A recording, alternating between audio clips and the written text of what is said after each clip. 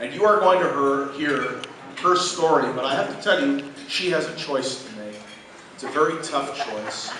She was admitted to Cal and admitted to Stanford.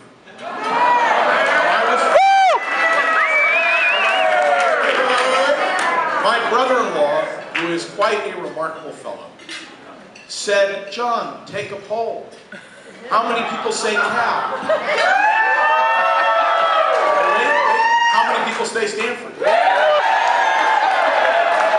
And I was told by Devon's father that the fact that she's wearing a red dress has nothing to do with anything. Have I embarrassed you thoroughly?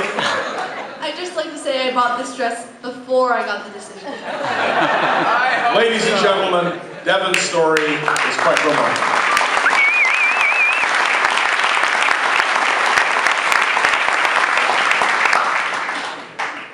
Hi, my brother is that kid who sings on airplanes. Jeffrey generally opens with some rendition of Slippery Fish, but he quickly abandons the original lyrics. Our family gets varied reactions from the people walking down the aisle to their seats. Some flash Jeffrey a smile, while others do their best to avoid staring. Still others shoot my parents a look that says, "Please, just give him some Benadryl." Clearly, Jeffrey doesn't let himself get bored. He makes a game out of everything. Once when my mom and I were getting ready to leave the house, Jeffrey decided to fill the 5 spare minutes with a piano recital. He grabbed all of the shoes by our front door, placed them in a line so they could listen, and ran over to the piano to perform for his audience. Even when he was little, he had a sense of humor and a love for attention. One time when our Aunt Tracy was over to talk to our mom, Jeffrey decided that he'd had enough of sitting quiet and listening to them. He tapped Jeffrey's shoulder, but when she turned around to say hello, he looked dreamily in the other direction, pretending it wasn't him. Morgan Center gets Jeffrey's humor and love of attention, but beyond that, they've used them to Jeffrey's advantage.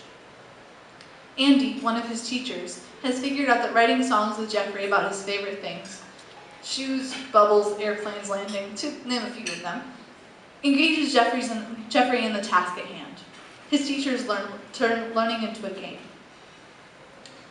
When Jeffrey learned how to ride his bike a few months back, all of his teachers were almost as proud of him as I was. They showered him with praise, telling him just how awesome he is. They also realized that to potty train Jeffrey, a goal that we've been striving towards for years, they needed to make him proud of it. Now when Jeffrey walks back into the classroom after a successful potty stop, everyone claps and cheers. And if they forget, he reminds them too. Jeffrey's a giant adventure, although he has what most people would call disabilities. Before he came to Morgan Autism Center, some of the people he worked with seemed to think their job was to brace our family for the bad news, to lessen its effects on as much as possible. For example, one of his teachers once forewarned us in a hushed voice that Jeffrey would probably never be potty trained.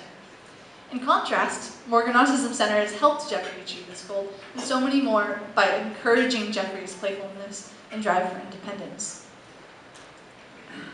Every day, Jeffrey's teacher Shyla sends us a detailed report of his day, and she often ends with a funny or cute story about Jeffrey. One day she sent us this. He was kissing staff on the shoulder often today. There was no hitting. When I walked out of the classroom with him, I asked him to hold my hand to help me since I was tired. He very sweetly kissed my shoulder, and then we walked to the office really well. It was so sweet of him. I love Jeffrey so much, and I'm so happy to see him in a community of people that he loves and loves him too. Morgan Center will always be a very special place for Jeffrey and for all of us. Thank you very much.